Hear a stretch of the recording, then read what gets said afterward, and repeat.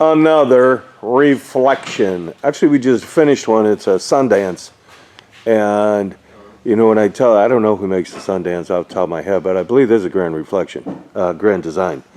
So, but they're exactly the same. They're exactly the same. It's kind of like when Chevy or GM, when they, the same company, they make the same cars, same trucks and everything. Just, you know, something just a little different, and then they say, hey, this is a GMC pickup, not a Chevy pickup. They're all the same. All right, so we tore the membrane off. Just had a couple of patches in it. Excuse me. Had a couple of patches in it. So overall, the roof in itself actually looks pretty good. The decking does. So we're hoping we can just get this before it turned into a hot mess. But like I said, it's the same exact one as that Sundance. So some of the concerns that I'm going to have right here, see, this is all the self-leveling that they just ruled all over the front fascia. You know, this front cap, just drooled it all over there. We won't have that mess. I don't know if I can conceal that, because sometimes when we get up underneath here, there's a color difference. It just doesn't look well. And I like things to look well. So, an air conditioner. This is your typical roof. So all we do is go around, we cut the membrane off, but you can see right here, I mean, they just keep wanting you to slobber more on. Bitch, put more on. Keep slobbering it on there. But this is a vent. Well, I shouldn't say that. They say it's a vent. It's not a vent. It's really an access hole. So you can, supposed to be able to pop these loose, and then if you want to run a wire up underneath the roof to bring something up here, or fish it through and whatever, right through the ceiling, you could do that, drop it here or there. That's what they tell us. There's some solar over there in the corner. So we're going to tear this apart. This is an Air 360. I don't like these antennas. I don't like them because up underneath, when we loosen that up, you can flip it over and it's like a bowl. There's no bottom to it. So what they do is they want you to just slap it down like that and just coat the bejesus out of it with all that Dicor crap, or whatever it is, whatever brand. But anyhow, that's just not good. I got to get it up on some mounts, so I'm going to take it apart. You know, obviously take it apart there, and then we got to put a base on it so water doesn't get all up inside the electronics. So those things are a pain in the butt. Winegard makes another one. It's a they make quite a few anyways, but an automatic, an 8500 series. And they make another one they just come out with, a Connect 2 or something. It's a Wi-Fi, it's a smart, they call it a smart antenna, I guess. I don't know, compared to what, maybe a stupid one. I'm not into all that stuff, so I figure if you go camping, I don't know why you need all that. That's just me. But on the other hand, I don't have a camper, so what the hell do I know? All right, let's. We're gonna end up putting some protection on here. You just like to kind of look at the awning. This awning looks well.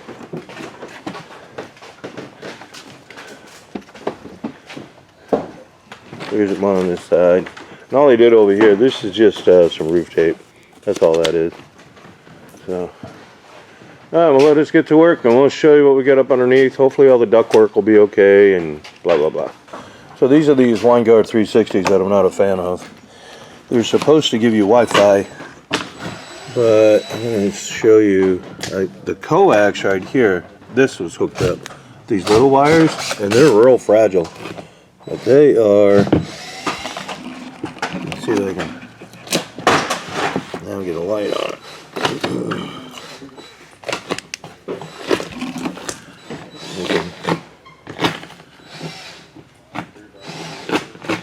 See those little gold connectors? That's what they are. Those are them. And they zip tied them in there. But that's what they are. So it's not even hooked up. It's just right there, zip tied. It's just right there, zip tied in. So I gotta get that zip tie loose so I can pull this apart. But like I say, it's not hooked up. That's supposed to go to power.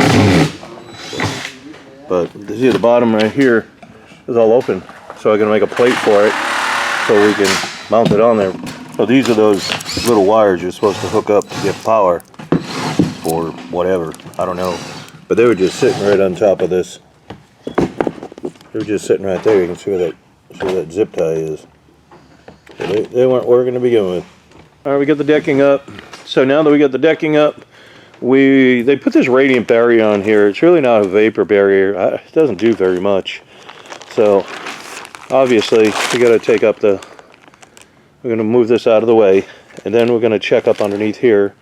And they glued this together pretty well, but there's no glue on the actual decking. It needs to be glued down. It'd be hard for them to glue it down and then get this on there. So what we're going to do is we're going to take sorry the camera's going crazy there. I do the best I can one-handed. We don't have a videographer or nothing. But once we put that back, we're going to tuck it down like that, and then we'll glue back to the trusses. I'll put that back in there, but it really doesn't do anything. Aluminum isn't going to reflect like the way in this application. It's not going to reflect. You really need to have a cavity there, like a void up underneath there, which will help it reflect more. But since the insulation's all packed up against it like it is, you can see over there, it's not going to work that way. That's from the way I understand it from the pros over there. LP Tech. LP Tech is a company that makes radiant barrier sheathing, and so does Solar Board. And if you look at their installation and all of their specs to it, that's how they explain how it goes together and how it functions and all that stuff.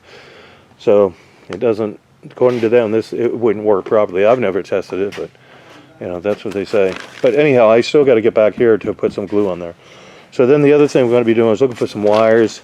There may not be some wires on here, but we'll be looking for them, especially the 120 lines is what I look for, really, because a lot of times they'll put a ferrule on there when I find one. Once we get all this cleared off, I'll do another video. I'm just showing you that the roof is up right here, but I'll show you another one. But we look for these wires going through, and let's see where this one's going all the way over there. So we want to make sure when they're going down to the coach that they're protected. Usually they'll use what's called a ferrule. I'm trying to see where this one goes. And a ferrule is just a tubing. It's a piece of tubing that they use to protect the wire, so you can't put a fastener through it, so you can't put a screw through it or something like that, or a staple. So that being said, the ferrule in itself sometimes is sharp. So you really want to protect the wire from the ferrule. So we'll also be checking all the trunk lines. I want to make sure these are all taped up nice. So we'll be back. Okay, so this is the 120 lines I was looking for. They're just going through wood, so they're going to be fine. All that's fine. And then we got this right here going through. That's going to be fine. Check all our duct work. That's what we're looking for. Make sure they're all sealed up on there. We'll probably zip tie these somewhere so they're just not all slopping around on top. That's just foam. And sometimes on here, you see, I don't know if you can see the little grooves. Sometimes like that, just rub right in because it's just cheap foam. So we may have to put a protection plate on there. I think we will. We'll put some protection plates on them, and then we'll close her back up. We'll put the insulation back in. That's what we're going to do. So we made those adjustments. Where are those wires? They're there. Okay. So what happens is that's really sharp, and it tends to work and scar the insulation. So when I say these manufacturers won't spend one more red cent, that's all you need. A little plastic bushing to drop in there. That's all. And then we put the same. There's another one over there. You barely see it. I have to zoom up, but it's on the other side of these wires right here. Right, yep, there it is. If it focus out, that's it there. So we did that, and then we moved that bundle of wires right there.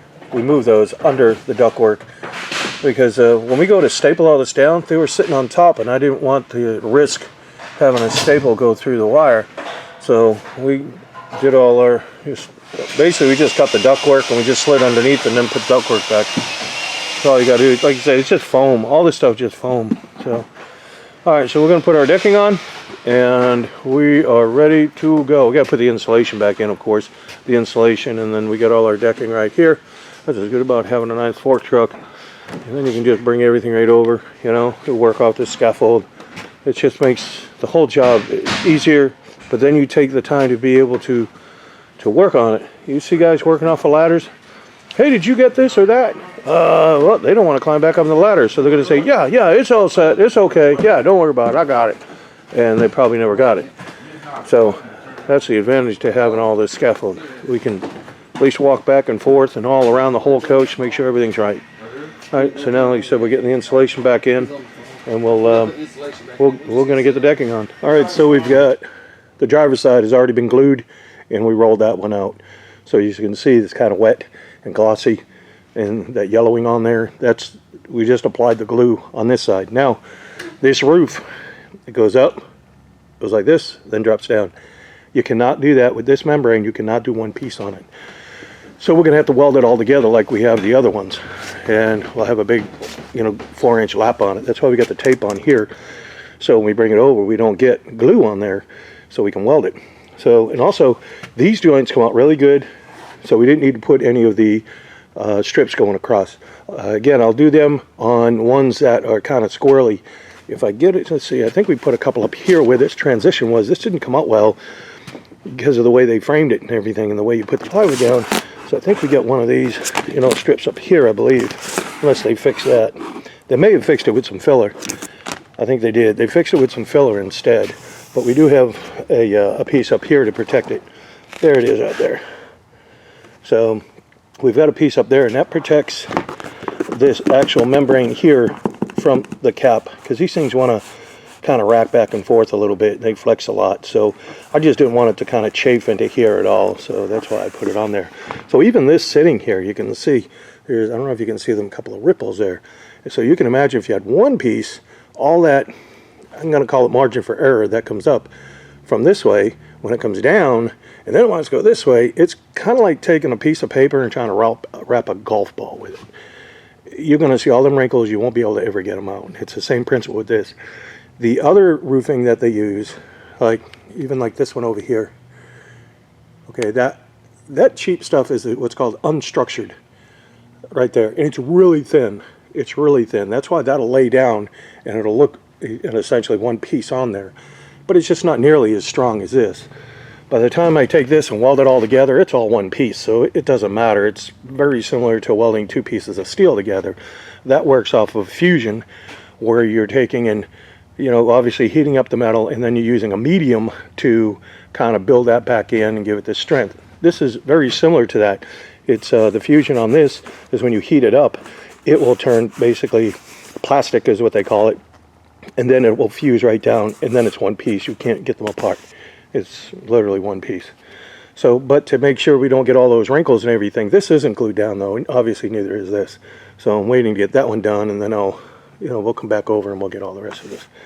But that's my point of how some of these roofs, you can't do it. Now, I've done them a while back, when I tried it, and I've tried everything I could to kind of minimize it, because I thought, hey, it'd be easier, let's get it down. But it doesn't, and I have to really argue and struggle to try to get some of them wrinkles out. So instead of doing all that, we're going to do it in, like you said, 3 pieces. And this is a reflection. So if you have a reflection, this is, or something similar to this style, where it slopes all the way down and then levels off and then comes down. So not only is it doing that, it's also got camber going this way. The membrane just doesn't want to do all that. It's not going to be that obliging. So if you look at this membrane right here, this is 60 mil. This is really thick. Even on a commercial level, they start off at 45, then they go to 60, 90, and go to 120.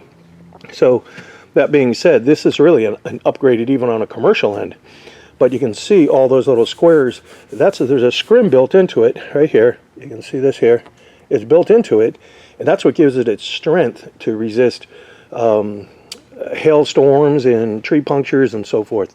So it's going to be real hard to get this thing to kind of move because it's embedded in there, right? To get it to kind of twist the way you want. You can distress it out a little bit, but you're not going to get that much out of it. So anyhow, that's why we're doing it this way. And once this whole thing cures, basically it's got what we call flash off, which means it basically dries. But this is a contact cement. You have to do the decking, you have to do the roofing.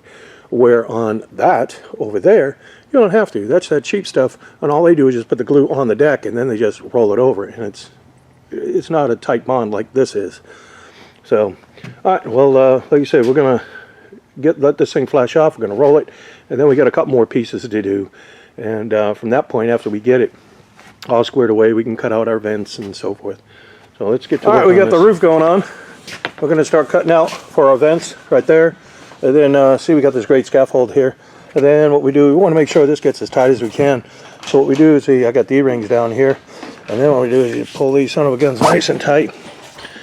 Get them nice and tight. See how that emphasizes that? Because this is thick roofing. It just isn't going to just lay right over. And then we're going to staple it all in there. So, also, we got the 3 pieces all on. And I heat welded all that. This is solar that we're going to tuck down. Because he doesn't have, he's not solar prepped. So we're going to tuck that down in there. Then what I'm going to do is I'm going to put a patch on that with an S. And then if he or whoever buys it, if they decide to put solar on, then we can negotiate it out. Because I don't want someone to just go, hey, there's solar, and then just start screwing stuff to the roof and thinking like it's okay, because it's not. We got to have mounts for them. So it's going to be watertight. You know, you can't just screw it right down to the deck. You don't do that. That's called a leak. So, like I said, we'll tighten all these straps down, and then now we're just kind of negotiating where our gutter's going to go. And once we get the elevation right, then we start getting everything together. So, and this is a second weld right here that I got. So this come out looking nice and clean. I mean, outside of the dirty roof a little bit. Well, we are done with our reflection. So here's our logo on here. We put that on there so we can monitor the roof system when it comes back for inspections. And also it's good to know that when the roof was put on, so if he ever sold the coach, that he'd be able to say, hey, we just put this roof on, it's got a warranty, so on and so forth. So I want to first start up by saying thank you to the customer for bringing the coach to us. So we appreciate the work, and we really go out of our way to make sure that these are done right, and we don't have to do them again. So let me go over what we did. First off, what we've got down for material is a 60 mil. This is a 60 mil. That's how thick it is. Commercial grade TPO, which is thermoplastic. So thermoplastic is a material that heat welds together. So all the components that we have up on here, if this is the first video that you've seen from us, all the components that we have, like all our curbs, all custom designed, those are all heat welded. They're not just caulked in there like they normally do on a regular RV. So for instance, on these boots, these ladders, they wiggle a lot, and those boots are put down on there, and they're all heat welded around, and then they're loaded with a special sealer that is really flexible. So if those aren't going to breach, and you'll end up, that's a common area where you'll have leaks coming from the ladder, and then they get down into the back wall and it makes a mess. So the boots, it's not going to happen that way. So some of the other things, I don't know if you picked it up, but we did remove that bar on the top and we moved it down the bottom here. And what we did is I put a gutter on there. I didn't want all that water. If I have a chance to do that, I like to do it. Sometimes I can't do it on all the coaches. Sometimes there's a light issue, where the lights are, and it just makes it kind of hard to put it there without having to do this, to do that, to do this. And but if we can put something on there as a courtesy to try to alleviate the water from staying on the coach, then we will. So we put these little spouts here. Obviously that's for the back, and this one over here is for the side. But all that water that comes down, let's get it away from the coach. That's the whole idea to it. So let me go down here and show you how we got the air conditioners set up. We got a couple of feet on the back. It just offers some balance for the air conditioners that sits up on here. And then these are all heat welded in here. All these curbs, that's all heat welded, all of that, all the way around. So we have another piece of counter underneath the, let me slow down, underneath the air conditioner is a foam gasket. So what happens on that, that's typically the way they do them at the RV roofs. Push it down, got a gasket underneath, there's bolts, and it pulls the air conditioner down. That's called a compression fitting. So keeping that in mind, when we put them up on the curb, I don't want any water to try to get back to that foam gasket if I can prevent it. So now all the rain that's coming down, this piece up front here, that's a piece of counterflash that we designed that goes under the cover of this. So when the water comes down, it'll hit there and it drips down below. There's counter flash on all the curves I designed. So this is a piece of counter flash right here.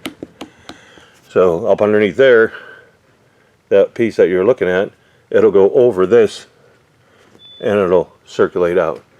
So then you don't have that water, especially on a heavy storm. You get all that water that's run down here, but the wind is actually pushing it back in there. So we want to minimize all that. So we do have, there's a plumbing over there. Then this is a Winegard 360, which I am not a fan of. I don't like them. I don't want to install them. So this one had one, so I had to reinstall it. These are designed to go right to the roof.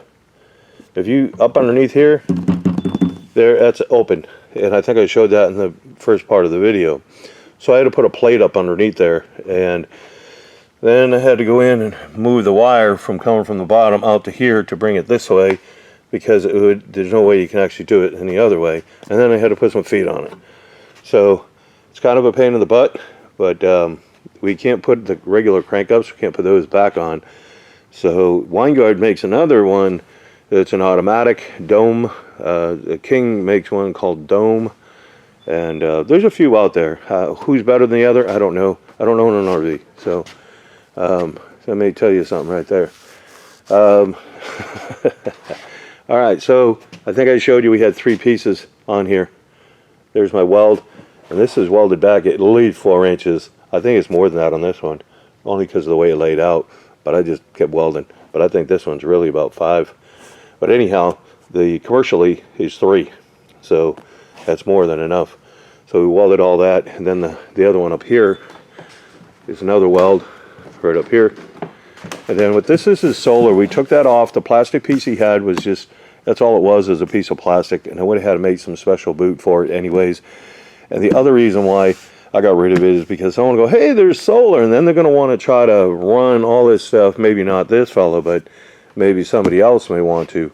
And then they will improperly install the solar and then it leaks. And they need to have special mounts for them. So that's why I just put the S on there. All right, so some of this here, this is kind of about as clean as we could get it. But down inside there, we filled all that in around there with some aluminum. And then this is a solar fan. This is the draw for the solar fan. So what happens is on a cool morning, you'll get some dew on here, okay, some frost. Then the sun comes up. When the sun comes up, it will evaporate what's on here. However, when this gets cold, the inside's cold as well. So the sun will evaporate what's on top, but it will not evaporate what's on the inside. So what tends to happen is it will condensate, hence condensation. And when it does, it's going to follow the path of this here, and then it's just going to sit there and drool down, and then typically it'll get into a roof deck or get down into around your shower. You may notice around the inner lens there, you may notice some of that staining. You may notice some of the water coming in from there. And that's because there's nothing, it's just part of the physics of it. There's nothing you can do about it. Unless you actually do something about it. Meaning, like, you leave it the way it is, it's just not a good design. So what this is a draw. And you can't really see it, but down inside here there's a plenum in here. Okay, so we got more ductwork. We got ductwork right here. And then there's, underneath the roof is ductwork for here. So when the sun comes up to evaporate the solar, evaporate all the moisture off of the skylight, that'll kick on. That's solar. And that'll pull from there. So the air will get pulled in over the 2 lenses. There's this lens. There's an inner lens.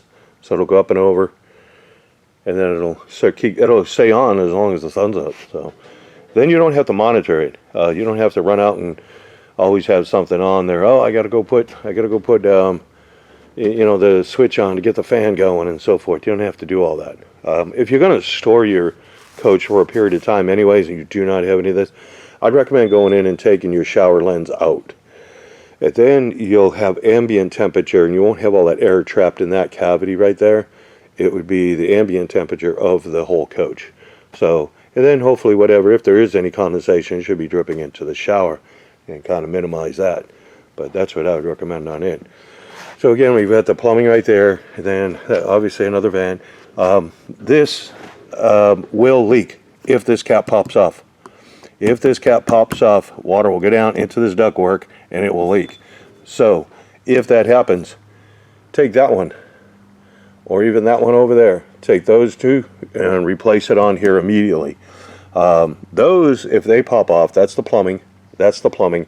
If they pop off, the worst thing that'll happen is you'll have water go down into the holding tank. There's no way it could get down in anywhere else. It's all a sealed system. So just rob that one for now and put it on here, or you can wrap it up with some roof tape or whatever. So we got the same thing. We got them stands in the back. We had to do different ones on this because of the way the angle of this air conditioner, but we still have that same counter flash in the front. Okay, so we got all that. Then we got 2 strikes of caulking all the way down the coach here, all the way down there. We got two strikes of caulking all the way around the perimeter. And we put 2 strikes on there because if you've ever run a caulking gun, you'll hear it just kind of pop and crackle. You just injected an air bubble. These things rack, twist, and flex quite a bit, and you're going to get that one air bubble, that one strike will, it'll breach, and when it does, you got a leak. But what are the chances if you make a second pass over? What are the chances of having one air bubble over the next? Slim to none. So anyhow, we put in another. This is our insert trim. I'm going to show you what that looks like.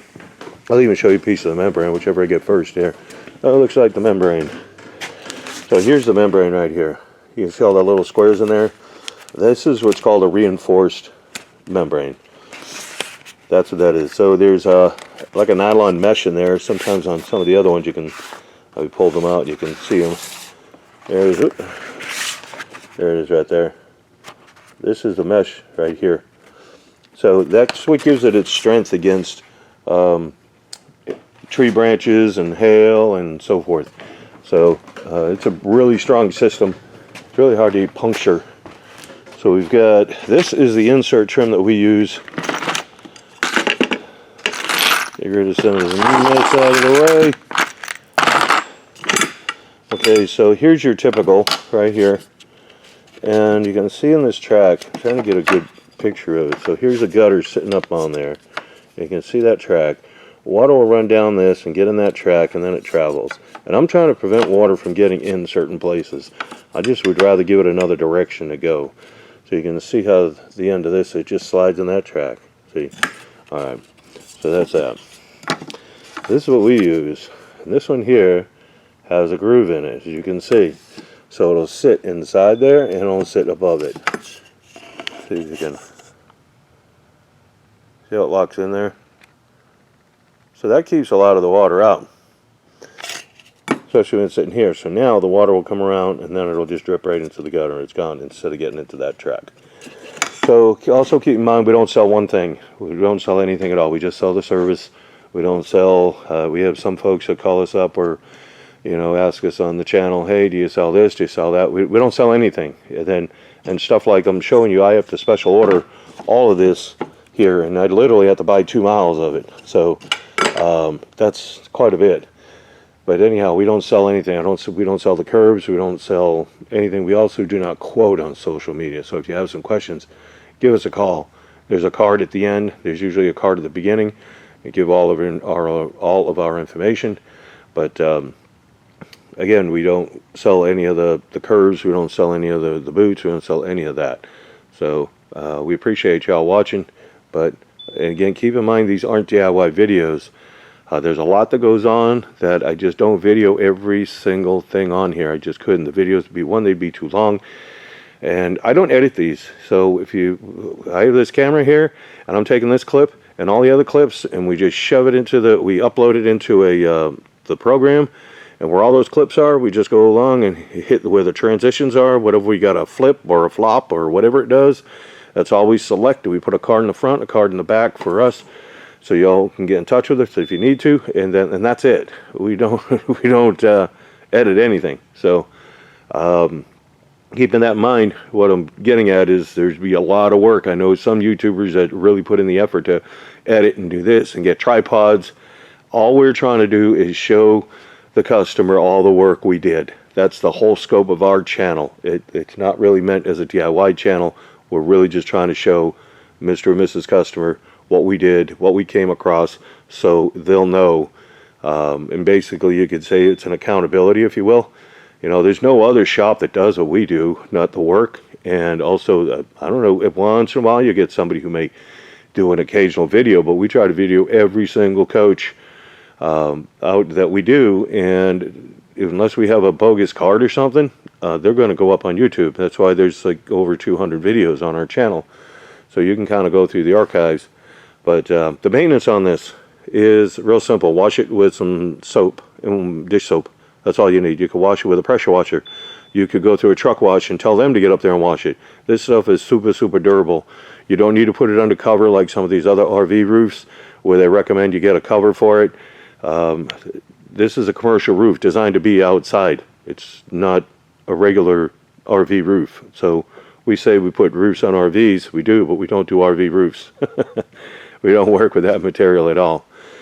So that's about the gist of it, I guess. And we appreciate y'all watching. Again, we wanted to thank the customer for bringing it our way. If you got any questions, obviously reach out, and we'd be glad to help you out with your project. If you got something that you need us to quote up for you, again, give us a call. We don't do all that on social media. So let me, before I get off of here, the warranty is real simple. I'd like to see this coach come back in 30 days, maybe 60 days at the very most. And what I'm looking for is I want to make sure all the caulking is all sealed. I want to make sure all of that is staying intact. So our job depends on the products we use. I want to make sure the products are being, that are performing the way they should, okay? After that, it's once a year. So you come back once a year, that's what keeps you warranty. We'll say you don't make it that next year, and you're like, oh man, I know my warranty is just gone now. Boy, that stinks. They said I had this warranty, so on and so forth. We're not like that. Here's what you do. You bring it back in, we re-inspect it, and we can get you back under warranty. So the purpose of the inspections is I don't want someone to get upset with us and say, hey, I had a leak in my coach, and it came from here or there or whatever. We'll say, for instance, a skylight. Okay, it came from there. And it's something that could have been remedied pretty quick. But then they just don't do anything about it. Well, if they don't do anything about it and it makes a hot mess, it's not fair for me to have to go back and tear all of this apart because he didn't bring it back for us to check to make sure everything was all okay. Okay, when you do a commercial roof, that is protocol. You would do the roof, you go back in about a month, check everything over, and then you do annual inspections. And that's what this is a commercial roof. That should be done with any roof system, but on a commercial end, that's the way it's done. So again, we'd like to see the coach come back. Then after that, we take care of everything. It's pretty simple. If it's something that we did, we stand behind all our work. So we appreciate y'all watching our channel. And again, if you have any questions, just reach out. Care package. Right. So in our care package, we have caulking, we got primer, we have got 2 patches. Those are heat patches. We got a patch peel and stick patch. We got a checker tool. We've got a magnet. And the rest of this is just pens, keychains, brush, nozzle. Okay, so if we have a hole in the roof, it will simulate a hole. You can do hole simulations. We say we got a hole there. Here's your tree branch come through and you're like, oh man, I got a hole in my roof, it's leaking. So what you want to do, and it's raining out. Right now it's raining, you're like, crap, I gotta stop that leak. You want to get in there, and if you can't get that nozzle in there, don't worry about it. Make it a little bigger. What you're trying to do, you need to get up underneath the roofing, like this. This is what we need to do, get up underneath the roofing.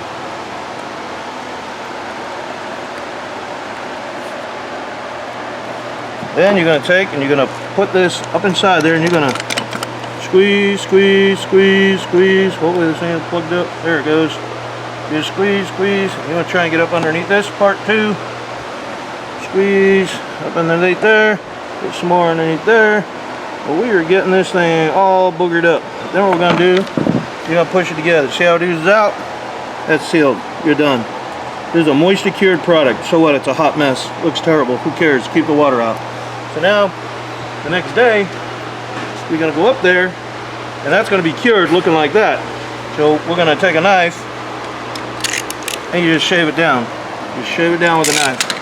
I'm just gonna obviously wipe this off. Now you say, hey, I want something a little better than that. So what we're gonna do is get some cleaner. This is a terrible rag. You got another one. You got one on you? Oh, get a rag, get a rag, get a rag, get a rag, get a rag.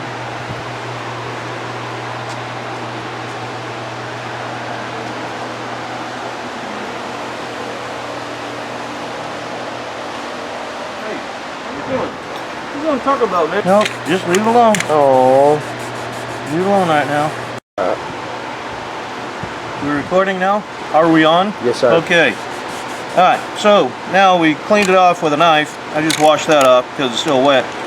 Take that off. So now we got a patch. This is a peel and stick patch. We're going to take that, we're going to center it over there. Just take a pen and go around like this. I like to kind of put a dash like that so I know who's where, what, and where, and how. So now there's what I got. So in the package we got primer. We also have a brush. You're going to take that, you're going to go all inside the square. You're also going to go outside this square about 3/8 of an inch. Outside about 3/8 of an inch or so. Once you get that, there's a film on the back. You peel the film, now you know which side you are, see, because there's your marks. And you peel that film back. Get the fat fingers in there to get the film off of this thing.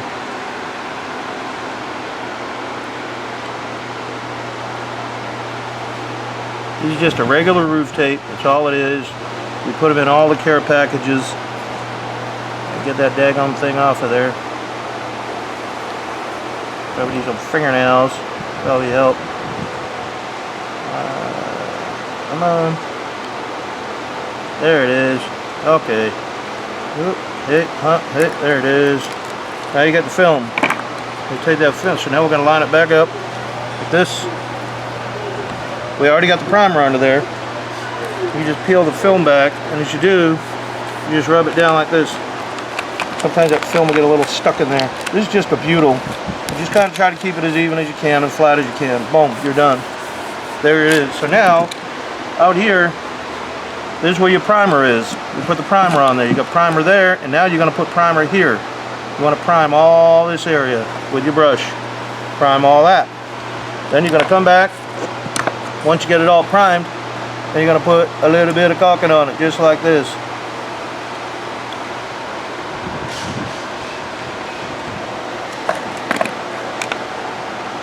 That's simple. If it doesn't all sit in there, you can always take your finger and go around it if you want. We're trying to obviously stop a leak and make one of. There's going to be a little more permanent of a patch than just that plug that we did when it was raining. So now that we get that all done, the whole purpose of it is this part here. This part underneath here, that's a butyl. When the sun hits that, if you didn't have the caulking on there, it will cause it to release and curl up just like I'm doing here. And it'll start coming loose. That's why you need the primer. That's why when you prime it, you're going to prime on top of this because nothing will stick to it.